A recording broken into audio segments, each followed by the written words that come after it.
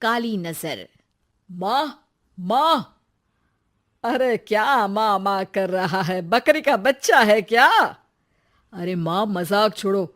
मुझे फाइनली वो मेन चौराहे वाली दुकान मिल गई है। अब देखना, आपका बेटा दुगनी स्पीड से पैसा कमाएगा। ओफो, ये क्या? मेरी ऑनलाइन मेकअप क्लास चल रही है। इतनी जोर से क्यों बोल रहे हो आप दोनों? अरे मेरी धर्म पत्नी जी, मेकअप क्लास बाद में करना। वो चौराहे वाली दुकान मिल गई है हमको। अरे वाह! रुको, मैं अपनी माँ को फोन लगाकर बता देती हूँ। अरे मैं भी अपने रिश्तेदारों को बता देती हूँ। कितनी खुशी की बात है। हाँ हाँ, मैं भी अपने दोस्तों को बता देता हूँ। 1 हफ्ते बाद रजिस्ट्री है। बस, घर में खुशी का मौका था। उन तीनों ने अपने अपने फोन उठाए और लोगों में बात फैलाना शुरू कर दिया। और रही सही कसर, श्वेता बहू ने अपने पड़ोस में सबको बताकर कर दी। अरे वर्मा आंटी, अब हम भी जल्दी कार ले लेंगे। घर का रेनोवेशन होगा और ठाट से रहेंगे हम भी। अरे, ऐसा क्या हुआ? लॉटरी बाटरी लग गई है क्या? अरे, इस बार चौराहे वाली मॉल में हमको भी दुकान मिल गई है। दुकान नंबर 21, जो एकदम चौराहे पर है। अब ग्राहक बढ़ेंगे तो आमदनी भी बढ़ेगी ही ना। अरे वाह, कितनी खुशी की बात है। मैं बहुत खुश हूँ तुम्हें इतना खुश देख के। बाकी एक बात कहूँ, सबको मत बताते फिरना। किसी की नजर लग जाएगी तो खुशी की खबर वापस लौट जाएगी। हैं? ऐसे थोड़ी ना होता है। अब डरा रही हो। अरे सही कह रही हूँ। काली नजर कहते हैं इस चीज को, जब आप किसी को कुछ बताओ और वो काम बिगड़ जाए। अरे लेकिन मैं तो। तुमने सबको बता दिया ना? हाँ, फोन लगा लगा के। अब बच के रहना। काली नजर बड़ी खतरनाक होती है। श्वेता इतनी खुश रहती है कि वो वर्मा आंटी की बात पर ध्यान ही नहीं देती, जबकि पड़ोस में और भी लोगों से खुशी की खबर शेयर करती रहती है। अगले दिन राजेश बहुत दुखी होकर घर आता है। अरे बेटा, क्या हुआ? मुंह क्यों सूजा हुआ है? मधुमक्खी ने काट लिया क्या? माँ, वो दुकान किसी और के पास चली गई। किसी ने ज्यादा भाव लगा दिया। अरे पर बात तो आपसे हुई थी ना उस दुकान वाले की। हाँ, आज मैं टोकन अमाउंट देने गया था, तब मुझे पता चला। कोई आकर सुबह मुझसे पहले ही ज्यादा अमाउंट दे गया। हम्म, काली नजर। क्या? क्या कहा? वर्मा आंटी ने समझाया था कि किसी को बताना मत, वरना काली नजर लग जाएगी। अच्छा, तुम्हें उनकी बात मान लेनी चाहिए थी। उनकी बात मान लेती, लेकिन उसके पहले ही सबको बता चुके थे ना हम तीनों। अरे अगली बार से ध्यान रखेंगे। कोई भी नई चीज होगी तो किसी को नहीं बताएंगे। तीनों कुछ दिन ऐसे ही रहते हैं, पर एक दिन श्वेता को एक मेल आता है। राजेश, मेरा ऑनलाइन मेकअप कोर्स कंप्लीट हो गया। अब मैं खुद का पार्लर खोल सकती हूँ। अरे वाह, अपने मोहल्ले में ही खोलते हैं। ये जो घर के सामने दुकान है ना, वहीं। हाँ, यहाँ सस्ती भी मिल जाएगी। अगले दिन श्वेता वर्मा आंटी के पास जाती है, मिठाई का डब्बा लेकर। अरे आओ आओ, कैसे आना हुआ? जोर से नहीं बोलूंगी। वो सामने वाली दुकान है ना, वहां मैं अपनी पार्लर की दुकान खोलने वाली हूँ। उसकी मिठाई है। अरे वाह, बहुत बधाई हो तुमको। हाँ, मैं कमाने लगूंगी तो राजेश पर पूरे घर का बोझ नहीं रहेगा ना आंटी जी। ये तो है।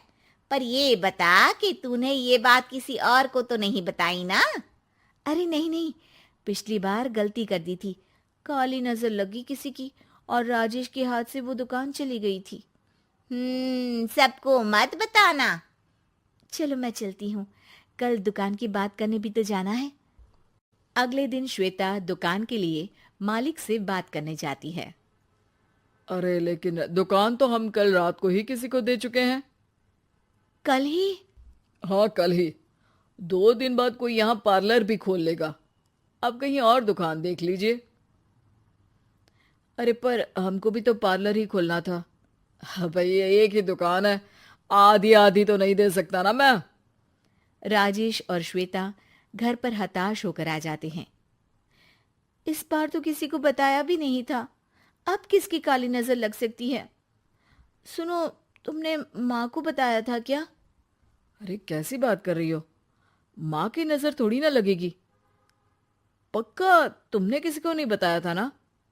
सिर्फ वर्मा आंटी को बताया था, उन्होंने ही मुझे किसी को नहीं बताने को कहा। अरे यार, तुम भी सही हो, मेरी माँ को नहीं बताने को कह रही हो, पर वर्मा आंटी को बताना तुम्हें जरूरी लगा। अरे वर्मा आंटी ने ही तो काली नजर के बारे में बताया था ना, वो हमेशा हमारा भला ही तो चाहती है। मेरी माँ भी हमारा भला ही चाहती है। अरे पर चिल्ला क्यों रहे हो? बात नहीं कर सकते क्या आराम से? नहीं आता वो आराम से बात करना, और करना भी नहीं चाहता हूं मैं। दुकान जाने का दुख गुस्से में बदल गया था और राजेश और श्वेता में बात बंद हो गई थी। 2 दिन बाद मोहल्ले में पार्लर का इनॉग्रेशन हुआ, जिसमें मोहल्ले के सभी लोगों को बुलाया गया, पर श्वेता, राजेश और माँ नहीं जाते। माँ, अंदर आ जाओ, क्या देख रही हो? अरे नया पार्लर देख रही हूं अपने आंगन से। देखो, माँ को दूसरे का सुख देखने में कितना मजा आ रहा है, मेरा दुख नहीं दिख रहा इन्हें। यहाँ मेरा पार्लर भी तो हो सकता था। अरे चुप रहो यार, हर बात में लड़ाई क्यों ढूंढ रही हो? राजेश और श्वेता फिर बहस करने लगते थे। तभी माँ ने दोनों को बाहर बुलाया। अरे जरा देखो तो, दुकान चलाने वाले का बोर्ड पर नाम क्या लिखा है? श्रुति वर्मा। गाड़ी निकाले बेटा, हमें कहीं जाना है। काली नजर का इलाज कराने? राजेश अपनी बाइक निकालता है। तीनों ट्रिपलिंग कर रहे हैं। माँ राजेश को उस मॉल वाली दुकान पर लेकर जाती है जहां राजेश अपनी दुकान खोलने वाला था। यही दुकान लेना चाहता था ना तू? हाँ, पर इनको भी दुखी करने लेकर आई हो क्या यहाँ पर दुकान दिखाकर? वहां काफी नहीं था? अरे श्वेता, थोड़ा सब्र रख, अभी पता चलेगा कि हम यहाँ क्यों आए हैं। बता, इस दुकान चलाने वाले का नाम क्या है? अनुपम वर्मा। कुछ समझ में आया? वो दुकान वाली श्रुति वर्मा, ये दुकान वाला अनुपम वर्मा, और हमारे पड़ोस में हमने उस दुकानों के बारे में बताया किसको था? अब वर्मा आंटी को।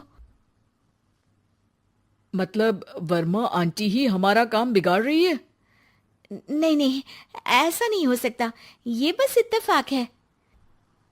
राजेश अपना फोन निकालता है और श्रुति वर्मा और अनुपम वर्मा के नाम फेसबुक पर सर्च करता है, जहां ये दोनों ही वर्मा आंटी के रिश्तेदार होते हैं। श्वेता को समझ में आ जाता है कि वर्मा आंटी की ही नजर खाली नजर है। अब क्या करना है? कोई भी खुशी की खबर हो तो काली नजर से बचना है, यानी वर्मा आंटी से बचना है। अरे पर मुझे ये समझ में नहीं आया कि वो हमारे साथ ऐसा क्यों करेंगी।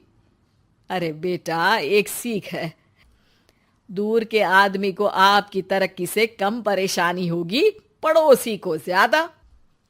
दोनों माँ की बात में हामी भरते हैं और अगला काम चुपचाप करने की कसम खाते हैं, ताकि आगे से वर्मा आंटी कोई काम ना बिगाड़ सके।